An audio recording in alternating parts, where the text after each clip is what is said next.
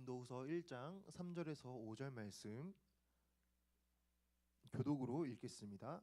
찬송하리로다. 그는 우리 주 예수 그리스도의 하나님이시요 자비의 아버지시요 모든 위로의 하나님이시며 우리의 모든 환난 중에서 우리를 위로하사 우리로 하여금 하나님께 받는 위로로서 모든 환난 중에 있는 자들을 능히 위로하게 하시는 이시로다. 함께 읽겠습니다. 그리스도의 고난이 우리에게 넘친 것 같이 우리가 받는 위로도 그리스도로 말미암아 넘치는도다. 아멘. 네, 우리 설 연휴가 다가왔는데 이번에 길어서 너무 좋더라고요. 다 좋으시죠? 우리 연휴가 되면은 좋은 것들이 많이 있지만 제가 하나 좋아하는 게 있는데 바로 고모들 만나는 거예요. 제가 어렸을 때부터 저희 이제 고모들이 되게 저희 남매들을 되게 저희 형제들을 되게 잘 챙겨주시고 맛있는 것도 많이 사주시고 뭐 선물도 많이 사주시고 옷도 사주시고 또 가깝게 살았거든요, 고모랑. 그래서 되게 고모들 만나는 게 되게 좋고 항상 마음에 뭔가 위로가 되었습니다. 그래서 뭔가 우리가 이런 나를 사랑하는 그런 사람을 만나는 것, 나를 지지해주고 우리가 나를 기뻐해주고 내가 뭘 잘해서 못해서 뭐 그런 걸 따지는 게 아니라 그냥 존재 자체로 우리를 사랑해주고 지지해주고 그런 사람을 만난다는 것 자체가 사실 우리에겐 되게 힘이 되고 마음에 큰 위로가 되는 것 같습니다. 그래서 정말 우리가 살아가는 시대가 정말 사실은 모든 게 다 경쟁 시대이고 내가 무언가 잘해야만 살아남고 무언가 성취를 해야 되고 무언가를 잘 돋보여야 되는 그런 시대를 살아가면서 사실 우리의 마음이 좀 경쟁에 뒤처질 때가 있고 좀 마음이 지치고 피곤할 때가 있는데 이와 같이 우리를 지지해주고 사랑해주는 그런 사람이 있다는 것, 그런 사람과 함께 마음을 나누고 그런 사람과 서로 위로를 주고받는다는 것이 정말 우리에게 큰 힘이 된다라는 걸 생각해 볼 수 있습니다. 여러분 요즘에 그 모바일 그런 디지털 북, 이북 그런 플랫폼이 되게 많잖아요. 뭐 밀리의 서재나 리디북스나 뭐 그런 이제 되게 많이 활성화되어 있는데 저도 이제 설교 준비하려면 사실 되게 다양한 걸 참고를 해야 돼서 그런 하나는 플랫폼을 쓰고 있습니다. 그래서 쓰고 있는데 거기서 하나 이제 검색을 해봤어요. 과연 사람들이 무슨 주제에 관심이 많을까 검색을 해봤는데 희망이라는 거를 한번 검색을 해봤을 때 희망이 들어간 희망이라는 제목의 책이 473권이 나왔습니다. 또 우리가 비전이라는 것에 대해서 검색해봤을 때 504권의 책이 나왔어요. 그리고 돈을 검색해봤어요. 돈을 검색해봤을 때 1616권의 책이 나왔습니다. 그리고 마지막으로 오늘의 주제인 위로에 대해서 검색해봤는데 1686권의 책이 나왔어요. 그러니까 사실 우리 대부분 우리가 관심이 있어하고 우리가 성공하기 위해서 사실 대부분은 돈을 많이 관심이 있어 하잖아요. 돈이 있으면 좋고 편리하고 하기 때문에 그 돈만큼의 비등한 그런 사람들의 관심사가 있는 게 위로다, 오히려 그 이상이다라는 걸 생각해 봤을 때 정말 많은 사람들이 위로에 대해서 목말라하고 위로를 누리기를 원하고 위로를 찾고 있구나라는 걸 생각을 해볼 수가 있습니다. 사실 우리는 겉으로 보면은 다 잘 사는 것처럼 보여요. 다 큰 뭐 어려움이 없이 다 잘 꾸미고 잘 입고 이 자리에 나왔기 때문에 우리는 크게 뭐 겉으로는 문제가 없는 것 같아 보일 수 있지만 사실 한 사람 한 사람 이제 대화를 한다거나 좀 이렇게 깊은 삶의 이야기를 들어가 보면은 사실 좀 마음의 고민이나 어려움이나 그런 근심이 있는 분들이 은근히 많이 있습니다. 없는 사람이 아무도 없을 거예요. 다 있을 거라 생각됩니다. 20살이면 20살인 만큼 그 각자의 고민이 있을 것이고 또 20대 중반이면 또 취업에 대한 고민이나 여러 가지 미래에 대한 고민들, 후반이면 후반일수록 더 많은 그런 삶의 고민이 있을 텐데 우리가 이런 고민을 가지고 살아가기 때문에 사실 우리는 마음에 이런 불안이라는 것을 느끼고 있습니다. 지난주에 나누었듯이 우리는 존재론적으로 불안한 존재다 그런 말씀 나누었잖아요. 우리는 모두는 그런 불안함을 느끼고 우리가 서로와 서로에게 그런 위로를 해주기를 원하고 또 위로받기를 원하면서 살아간다라는 것이죠. 그래서 우리는 서로가 위로를 또 해주기도 하고 또 위로를 받기도 합니다. 그런데 우리가 이 사람과 사람과의 관계 안에서 위로를 주고받고 너무나 사실 좋은 일이죠. 너무 아름답고 너무나 바람직하고 우리는 그런 위로를 나누는 사람이 되어야 됩니다. 하지만 우리가 이 사람의 위로를 기대하는 기대만큼 때로는 그 위로가 채워지지 않을 때가 있어요. 나는 누군가에게 이만큼의 어떤 아픔이 있어서 이만큼의 어떤 위로를 받기를 원하는데 그 사람이 좀 바쁘다던가 좀 삶에 정신이 없다던가 또 내 마음을 몰라줬다던가 그럴 때 우리는 그 사람에게 기대했던 위로를 덜 받을 수가 있어요. 또 우리는 각자의 어떠한 경험이 다르고 또 성향도 다르고 성격도 다르기 때문에 어떤 사람에게는 되게 큰 일로 다가왔던 것이 또 어떤 사람에게는 그냥 별거 아닌 일처럼 치부될 수도 있고 어떤 사람은 되게 이게 좀 많은 위로를 해주었으면 좋겠다라고 생각을 하는데 어떤 사람은 그런 것에 공감을 느끼지 못하기 때문에 뭐 그런 거 가지고 그러냐 그냥 털어버려라 뭐 이렇게 쉽게 우리가 들을 수도 있다라는 것이죠. 그래서 우리가 사람의 위로라는 것이 조금 한계가 있구나라는 걸 생각해 볼 수 있습니다. 또 우리가 얼마 전에도 있었던 그런 어떤 여객기 참사라던가 아주 큰 어떤 슬픔을 맞닥뜨렸을 때 사실 이거에 대해서 쉽게 이야기를 꺼내기가 어려운 것 같아요. 누가 감히 이거를 헤아릴 수 있을까? 누가 감히 그런 슬픔을 당한 사람들의 마음을 위로할 수 있을까? 사실 그거에 대해서는 우리 모두가 정말 아무 말 못하고 그저 옆에 있어주고 그저 함께 기도해주는 그런 것밖에 하지는 못하지 않을까라는 걸 생각해 보게 됩니다. 그래서 우리가 정말 이런 서로가 서로에게 위로를 해 주어야 되고 그런 위로는 너무나 유익하지만 우리가 사람과 사람과의 위로는 사실 좀 한계가 있는 것이고 우리가 연약함이 있기 때문에 우리가 이 사람의 위로로는 완전한 위로를 누리기가 어렵다라는 걸 생각해 봤으면 좋겠습니다. 그래서 우리가 주목해야 될 것은 우리가 하나님께 집중했으면 좋겠어요. 오늘 제목이 안아주셔서 위로하시다인데 우리가 우리를 붙들어 주시고 우리를 위로해 주시는 그 하나님께 더 마음을 집중하고 하나님께 나아갔을 때에 하나님이 주시는 그 위로와 그 마음의 평안과 그 마음의 그런 행복을 우리가 더 충만하게 누렸으면 좋겠습니다. 오늘 말씀 3절에 찬송하리로다 그는 우리 주 예수 그리스도의 하나님이시요 자비의 아버지시요 모든 위로의 하나님이시며 사도 바울이 고린도 후서에서 고백하고 있는데 사실 바울이란 사람 우리가 다 아시겠지만 어마어마한 인물이죠. 수없이 많은 곳에 선교 여행을 다니고 수없이 많은 사람들에게 복음을 전하고 복음을 전할 때마다 사실 많은 박해를 받았어요. 죽을 뻔한 적도 너무나 많았어요. 자기 동족 유대인들에게 복음을 전하는데 동족들이 이해해주지 못해서 오히려 동족들에게 더 핍박을 받는 그런 위기를 많이 겪었어요. 그럼에도 불구하고 바울은 그 선교의 여행을 포기하지 않고 끝까지 나아갑니다. 자기가 죽는 그 날까지 자기가 받은 그 사명, 복음 전하는 일에 있어서 정말 자기 목숨을 아깝게 생각하지 않고 끝까지 나아가는데 어떻게 우리가 사도 바울이 그런 힘을 가질 수 있는가? 그가 의지가 대단해서 뭐 그런 것도 있겠지만 사도 바울은 날마다 하나님의 위로를 누리지 않았을까 생각합니다. 힘든 일을 겪으면 겪을수록 상처를 받으면 받을수록 자기를 넘어뜨리려고 하는 수많은 또 위기를 경험하면 경험할수록 그는 하나님을 더 집중했고 하나님 앞에 무릎 꿇었고 하나님을 찾았기에 하나님이 주시는 그러한 충만한 위로를 누리면서 고백을 하고 있어요. 그래서 오늘 말씀에서도 하나님은 자비의 아버지시다 모든 위로의 하나님이시다라고 고백을 하고 있습니다. 여러분 여기서 자비라는 것도 우리가 한번 생각해 보았으면 좋겠는데 이 자비라는 것은 하나님의 성품 중에 핵심적인 성품이라 할 수 있습니다. 그래서 이 자비는 하나님의 인자하심, 하나님의 긍휼하심이라고 할 수 있는데 사전적인 의미로는 남을 깊이 사랑하고 가엾게 여기는 마음을 의미하고 있어요. 우리가 서로에 대해서 자비로운 마음을 다 가지고 있죠. 그런데 이 자비의 원천, 자비의 근본은 하나님이십니다. 그 하나님께서 우리 사람을 향하여 가지신 자비하심은 어떤 의미인가?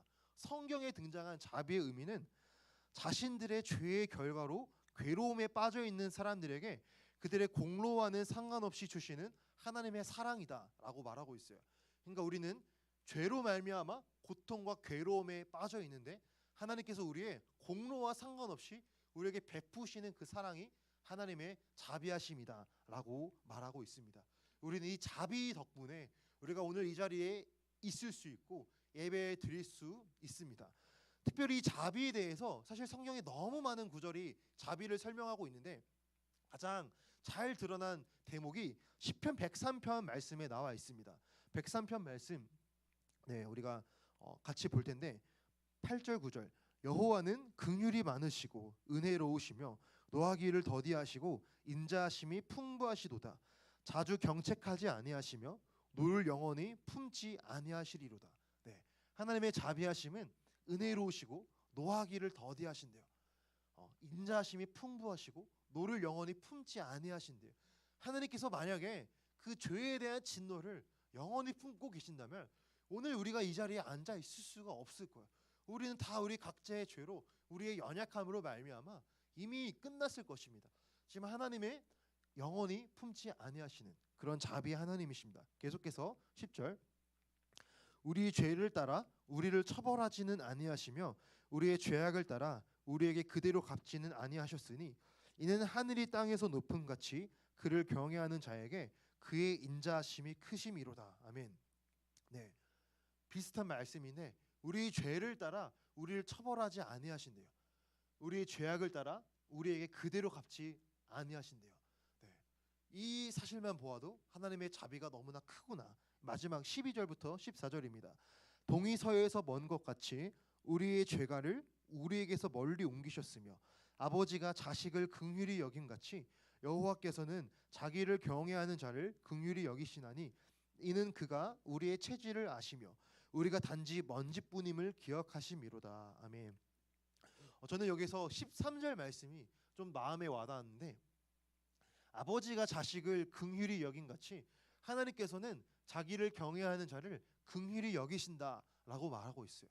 성경은 하나님과 우리의 관계를 부모와 자식의 관계라고 많은 곳에서 설명하고 있습니다. 우리가 아직 자식이 없지만 우리가 자식을 낳는다고 생각을 해보면 우리 자식이 사실 실수를 할 수도 있고 때로는 넘어질 수 있고 때로는 혼날 행동을 할 때가 있지만 그럼에도 불구하고 우리가 자식의 행동을 고쳐주기 위해서 때때로 혼을 낼 수도 있지만 그 자식을 우리가 포기하지는 않잖아요. 자식이 끝까지 바른 길로 돌아올 수 있도록 붙들어 주시고 다시 사랑으로 감싸 주시고 안아 주시는 것이 하나님의 부모님의 사랑이다라고 할 수 있어요. 마찬가지로 하나님께서 우리를 향하신 그 사랑과 은혜는 부모가 자식을 향하여 긍휼을 여긴 같이라는 그 마음이다라는 것을 알 수 있고 14절 말씀도 좀 은혜가 되는데 그가 우리의 체질을 아신대요. 그러니까 우리가 단지 먼지뿐임이심을 기억한다라는 것입니다. 하나님 보시기에 흙으로 하나님께서 사람을 창조하셨잖아요. 그러니까 우리의 그 본질을 알기에 우리의 본질 자체가 뛰어난 게 아니다. 그냥 흙으로 빚은 하나님께서 정말 이 먼지로 우리를 창조하셨고 그 안에 우리 안에 하나님의 생명이 있기 때문에 우리가 이렇게 살아갈 수 있다라는 것이죠. 그러니까 우리의 본질이 뛰어난 것이 아님을 하나님은 아시기 때문에 우리의 연약함을 다 알고 계시기에 우리를 더 긍휼히 여기시고 우리를 붙들어 주시는 분이시다라는 것이죠. 그래서 오늘 우리가 이 부모와 자식의 관계를 좀 기억을 해봤으면 좋겠는데 특별히 하나님께서는 오늘의 제목과 같이 우리를 안아주심으로써 위로해 주시는 하나님이십니다. 사실 이 말씀이 안아주신다라는 게 좀 잘 안 와닿을 수도 있어요. 왜냐하면 하나님 눈으로 안 보이잖아요. 하나님 뭐 만져지는 게 아니잖아요. 우리가 사람을 포옹하듯이 하나님을 포옹할 수는 없습니다. 그러나 하나님께서 안아주신다라는 말씀이 무슨 말씀인가? 우리가 하나님께 우리의 마음을 토로하고 하나님께 우리의 기도를 드릴 때 우리의 괴로움을 고백할 때에 하나님은 그 자녀를 안아주시듯이 우리의 마음을 안아주셔서 우리의 마음이 다시 하나님 안에서 회복되게 하시고 은혜 가운데 다시 일어날 수 있도록 붙들어 주신다라는 것입니다. 그래서 이 안아준다라는 말은 사실 정말 좀 전인격적인 표현이다라고 할 수 있어요. 우리가 찬양할 때나 기도할 때 느끼는 어떠한 감동적인 마음, 그런 것도 하나님의 안아주심일 수 있고, 우리가 뜨겁게 기도가 들어갔을 때에 우리 마음에 느껴지는 그런 십자가의 사랑, 그런 것도 하나님의 안아주심이고, 우리가 마음이 힘들어서 어떻게 기도할 수 없어서 기도가 안 나오지만 그냥 기도의 자리에서 찬양을 들으면서 그냥 가만히 앉아 있을 때 그냥 마음 한켠에 올라오는 그런 어떠한 따스한 마음들, 그런 것도 다 하나님의 안아주심이다라는 것이죠. 그래서 우리가 이 하나님의 안아주심을 더 충만하게 누리고 경험하는 우리 청년부가 되었으면 좋겠습니다. 우리가 어떤 이 느낌이라는 것은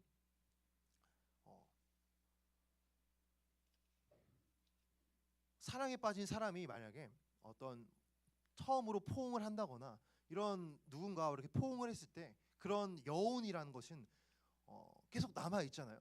집에 돌아가고 나서도 데이트가 끝난 다음에도 그런 어떤 사랑의 포옹의 여운이라는 것은 그 사람 마음 가운데 그대로 남아 있듯이, 우리가 하나님과의 이런 교제, 하나님과의 기도, 하나님과의 이런 회개 가운데 하나님이 주시는 그런 은혜는 우리 마음 가운데 충만한 여운으로 남아 있을 수 있어요. 그래서 이 여운이 주는 힘, 이 은혜가 주는 힘으로 말미암아 우리는 이 세상을 다시 한번 강하게 이겨나갈 수 있다라는 것입니다. 비슷한 말씀으로 신명기 1장 31절 말씀 있습니다. 광야에서도 너희가 당하였거니와 사람이 자기의 아들을 안는 것 같이 너희의 하나님 여호와께서 너희가 걸어온 길에서 너희를 안으사 이 곳까지 이르게 하셨느니라. 네, 여러분 신명기 말씀은 모세가 이제 광야 40년 생활을 마치고 약속의 땅 이스라엘을 앞두고 회상하는 내용이 담긴 내용이에요. 광야의 40년을 모세가 다시 회상하면서 이스라엘에게 설교하는 내용이 신명기예요. 그 신명기 1장에 나오는 내용이 사람이 자기의 아들을 안는 것 같이 너희의 하나님 여호와께서 너희가 걸어온 길에서 너희를 안으사 이곳까지 이르게 하셨느니라 라고 말하고 있어요. 그러니까 광야의 길이 험하고 고통의 길이었지만 그 40년의 험한 시간을 보냈지만 모세가 느꼈을 때 그 광야의 시간은 하나님이 안아주셔서 우리를 인도한 시간이다 라고 고백하고 있다라는 것이죠. 그런데 사실 우리가 이 출애굽기나 민수기 내용 보면은 뭐 그렇진 않은 것 같아요. 이스라엘 백성들은 정말 많은 어떤 힘든 일들이 있었고, 사실 우리가 생각해 보면은 우리가 유대 광야에서 일주일만 뭐 살아간다고 해봅시다. 우리가 지금은 이렇게 환경이 좋고 살기 좋고 에어컨 히터가 있는 시대이지만 유대 광야 낮에는 40도까지 올라가고 밤에는 거의 0도까지 내려가는 엄청난 일교차가 있고 춥고 황량한 지역입니다. 그런 지역에서 이 많은 고난을 겪었던 그 이스라엘 사람들에게는 그 광야 생활이 사실은 고난과 힘든 그런 시간이었을 수 있다라는 것이죠. 그런데 다시 돌아보니까 모세는 이게 하나님이 안아주시는 은혜였다라고 고백합니다. 모세는 어떻게 이렇게 고백할 수 있었을까요? 똑같이 힘들었을 텐데, 오히려 더 많이 힘들었을 텐데. 우리가 잘 알듯이 모세는 그 40년 동안 이스라엘 백성의 리더였어요. 지도자였어요. 200만 명이나 되는 수많은 사람들을 이끌어가는 최종 결정권자였어요. 우리가 회사나 대학교나 어디 가서 조장만 맡아도 부담감이 있잖아요. 조별과제 조장만 맡아도 내가 이걸 잘해야 된다. 우리가 뭐 팀 리더를 해도 팀원들을 잘 이끌어가야 된다는 그런 부담감이 있고, 저도 많은 부담감이 있고, 우리가 살아가면서 리더의 위치에 선다는 건 사실 많은 부담감을 가지고 살아가는 일이에요. 200만 명, 200만 명, 상상이 안 되는 숫자예요. 그 나라의 전체를 이끌어가는 그 모세는 수많은 부담감과 그런 마음의 어려움과 괴로움과 그런 것들이 너무나 많았지만, 모세는 그때마다 하나님을 찾았고 하나님 옆에 엎드렸고 기도했을 때에 하나님이 그에게 주시는 그 힘과 그 위로하심과 다시 일어날 수 있는 그러한 은혜를 모세는 경험했기 때문에 모세는 이렇게 회상하고 있다라는 것이죠. 결국에 우리의 이 인생이라는 이 시간도 똑같은 광야의 시간이라고 할 수 있잖아요. 우리가 살아가는 시간이 모두가 행복하고 모든 것이 잘 풀리고 모든 것이 장밋빛 그런 핑크빛은 아니잖아요. 그런 삶을 살아가면서 모세는 그런 어려움이 있을 때마다 하나님을 찾았고 하나님을 의지했기 때문에 하나님의 은혜를 충만하게 누렸고 하나님의 안아주시는 은혜를 누렸습니다. 그래서 모세는 이 광야의 시간이 안아주심의 은혜다라고 고백하고 있다라는 것이죠. 요한복음 14장 27절입니다. 평안을 너희에게 끼치노니 곧 나의 평안을 너희에게 주노라. 내가 너희에게 주는 것은 세상이 주는 것과 같이 아니하니라. 너희는 마음에 근심하지도 말고 두려워하지도 말라. 이 말씀 한 번만 같이 읽어보면 좋을 것 같습니다. 시작. 평안을 너희에게 끼치노니 곧 나의 평안을 너희에게 주노라. 내가 너희에게 주는 것은 세상이 주는 것 같이 아니하니라. 너희는 마음에 근심하지도 말고 두려워하지도 말라. 아멘. 네, 비슷하게도 예수님께서는 우리에게 평안을 우리에게 주신다라고 말씀하셨어요. 예수님께서 주시는 평안은 세상과 같지 않은 평안입니다. 이 세상에서 우리가 누리는 어떠한 위로와 어떠한 평안, 그 이상의 평안을 주님께서는 우리에게 주신다 약속하셨습니다. 우리는 이 약속을 붙잡고 하나님께 기도했을 때에 하나님의 안아주시는 그런 은혜를 우리가 누리면서 살아갈 수 있다라는 것이죠. 부모와 자식의 관계라 했잖아요. 부모님은 자식이 아무리 힘들어도 그 힘든 일을 스스로 끙끙 앓고 혼자 다 해결하는 것을 원하는 게 아니라 그냥 있는 모습 그대로 부모님에게 나오는 것을 원하세요. 자식이 실수했다 하더라도 자식이 좀 어떤 안 좋은 걸 선택했다 할지라도 그것으로 부모가 내버리는 게 아니잖아요. 그냥 그 있는 모습 그대로 끝까지 붙들어 주시고 다시 찾았을 때 다시 일으켜 주시고 회복하는 것이 그러한 부모님의 마음이듯이 하나님께서 우리를 향하여 가지시는 마음이 그렇다. 우리가 하나님을 찾기를 원하시고 우리가 엎드려져도 넘어져도 다시 하나님 앞에 무릎 꿇는 그냥 그 자체를 하나님은 너무나 기뻐하신다. 마태복음 7장 9절에서 11절입니다.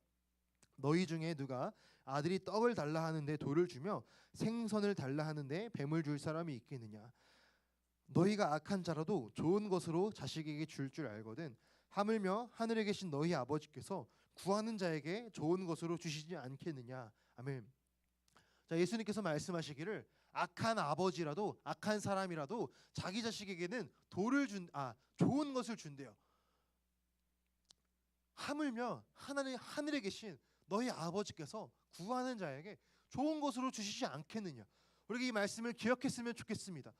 하나님께서는 우리에게 좋은 것 주시기를 원하십니다. 기다리고 계세요. 들고 계세요. 우리가 구할 때 그것을 주시려고 하나님은 손에 안고 계세요. 그런데 우리가 왜 누리지 못하느냐? 구하지 않기 때문에, 기도하지 않기 때문에, 하나님을 찾지 않기 때문에, 다른 것을 더 많이 의지하기 때문에. 근데 우리가 하나님을 더 찾고 무릎을 꿇고 기도의 자리로 나아가고 하나님께 우리의 마음을 토로했을 때에 하나님 우리에게 더 좋은 것, 우리의 마음 가운데 평안과 위로와 회복을 주시기를 기다리고 계신다라는 것입니다. 오늘 본문 고린도후서 1장 4절입니다. 우리의 모든 환난 중에서 우리를 위로하사 우리로 하여금 하나님께 받는 위로로서 모든 환난 중에 있는 자들을 능히 위로하게 하시는 이시로다. 아멘. 그래서 우리는 이 위로의 하나님을 경험했다면 이제 우리는 한 걸음 더 나아가서 위로를 다른 사람에게 나누어 주는 그러한 자리로까지 나아가야 합니다. 우리로 하여금 하나님께 받는 위로로서 모든 환난 중에 있는 자들을 능히 위로하게 하시는 이시로다. 하나님의 마음은 먼저 하나님의 자녀된 우리 한 사람 한 사람이 하나님의 위로하심을 경험하고 우리로 말미암아 더 많은 사람들, 우리로 말미암아 환난 중에 있는 그 사람들을 위로하게 하시는 그것이 하나님의 뜻이고 하나님의 마음이다라는 것이죠. 그래서 우리는 이 하나님의 사랑과 위로를 전하는 통로가 되어야 됩니다. 피스메이커가 되어야 됩니다.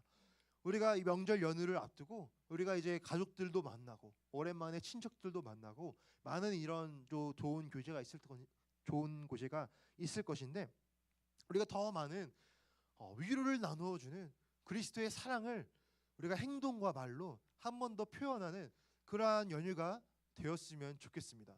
오늘 오전 담임 목사님 말씀과 같이 우리의 입술로 한 번 더 표현하고 먼저 사랑을 나타내고 내 욕심 다, 내 주장 다 하지 않고 내가 좀 져주고 양보해주고 사랑을 나타내는 그러한 삶을 살아갈 때에 하나님은 그것을 기뻐하시고 그 가운데 더 큰 은혜를 베풀어 준다라는 것이죠. 저도 어제 오랜만에 이제 부모님을 만나러 군산에 다녀왔습니다. 그래서 부모님 만나고 이제 교제를 나누고 왔는데, 부모님이 이제 군산에서 목회를 하셔서 사실 잘 못 만나요. 그래서 명절 연휴나 어떤 행사가 있을 때만 만나는데, 그래서 부모님 만날 때마다 꼭 이렇게 안아드리고 옵니다.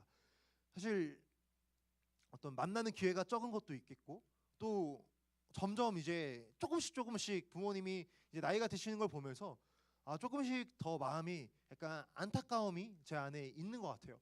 그래서 조금이라도 그냥 더 많이 보고 싶다, 그런 힘이 되고 싶다, 그런 마음을 담아서 그냥 포옹을 하고 오는데, 그래서 우리가 이런 포옹을 더 하고 우리가 이번 명절이나 이번 어떤 가족을 만났을 때 우리가 그런 사랑의 포옹을 나누어주는 우리가 되었으면 좋겠습니다. 여러분, 실제적으로 이 포옹하는 것이, 우리가 사랑하는 사람과 포옹을 할 때 우리 몸에서 옥시토신 호르몬이 나와서 우리 마음을 편안하게 해주고 스트레스를 없애주고 면역력을 높여주고 심장을 튼튼하게 해준다고 합니다.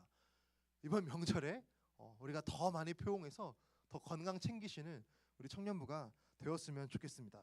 네, 이제 마지막입니다. 여러분, 우리가 위로에 대한 말씀을 쭉 나누었는데, 우리가 이 위로를 누리기 위하여서 사실은 그 위로에는 대가가 따른다는 걸 우리가 다 알고 있습니다. 우리가 누군가를 위로한다거나 누군가에게 사랑을 나타냈을 때 사실 그만큼 나의 에너지를 쓰는 거고, 나의 시간을 쓰는 거고, 나의 어떤 돈을 쓰는 거고, 나의 어떠한 애정을 담아 드리는 거잖아요. 그래서 뭐 여러 가지 직장에서 힘든 일이나 또는 관계 가운데 힘든 일이 있을 때 우리가 누군가에게 밥을 사준다거나 커피를 사준다거나 기프티콘을 보낸다거나 또는 함께 이야기를 나누면서 다 그런 고민들, 어려운 점들을 들어준다거나, 그러한 모든 것들은 사실 그만큼 그 대가가 따른다라는 걸 우리가 알 수 있어요. 그래서 모든 위로에는 그 위로의 대가가 따릅니다. 하나님께서도 우리를 위로하시기 위하여 가장 소중한 대가를 치러 주셨어요. 우리가 너무나 잘 아는, 하나님은 자신의 아들 예수님을 이 땅에 보내셔서 십자가에 달려 죽게 하심으로 우리가 모든 죄의 괴로움과 고통으로부터 우리가 해결받을 수 있도록, 다시 하나님께로 나아올 수 있도록 주님은 그 은혜를 베풀어 주셨습니다. 그래서 우리가 하나님께 위로를 받을 수 있다, 이 엄청난 은혜에 감사하지만 감사의 이면에는 항상 주님의 십자가가 있다라는 걸 다시 한번 마음에 새기고, 주님의 십자가가 우리를 향한 하나님의 가장 높은, 가장 깊은 위로하심이다 라는 것을 우리 마음에 새겼으면 좋겠습니다. 반주 준비해 주세요. 로마서 5장 8절 말씀에서도 우리가 아직 죄인 되었을 때에 그리스도께서 우리를 위하여 죽으심으로 하나님께서 우리에 대한 자신의 사랑을 확정하셨다라고 말씀하고 있습니다. 여러분, 우리가 이 사랑을 우리 마음 가운데 다시 한번 깊이 새기는 이 시간이 되었으면 좋겠습니다. 오늘 우리가 위로의 말씀을 나누었는데, 우리가 하나님께 위로를 먼저 경험하는 것이 우선입니다. 그러기 위하여서 우리의 모든 마음을 우리가 주님 앞에 토로하고 하나님을 의지하고 우리가 말씀을 의지하면서 하나님께 기도하는 그러한 것이 필요해요. 그래서 우리가 이 시간 기도할 때에 우리가 그런 마음을 담아서 함께 기도했으면 좋겠습니다. 하나님, 우리가 힘든 일이 있을 때에, 마음에 괴로운 일이 있을 때에, 마음에 어려운 일이 있을 때에 우리가 하나님을 먼저 찾을 수 있도록 도와주시옵소서. 우리가 여러 가지 세상의 그러한 방법들, 여러 가지 다른 대안들 너무나 많지만 그러한 것들보다 앞서서 하나님을 가장 먼저 찾고 하나님께 가장 먼저 기도하고 하나님께 가장 먼저 우리의 마음을 드리는 우리 보는 청년들이 되기를 원합니다. 그로 말미암아 우리가 하나님께 받는 위로로서 모든 환난 중에 있는 자들을 우리가 또 위로를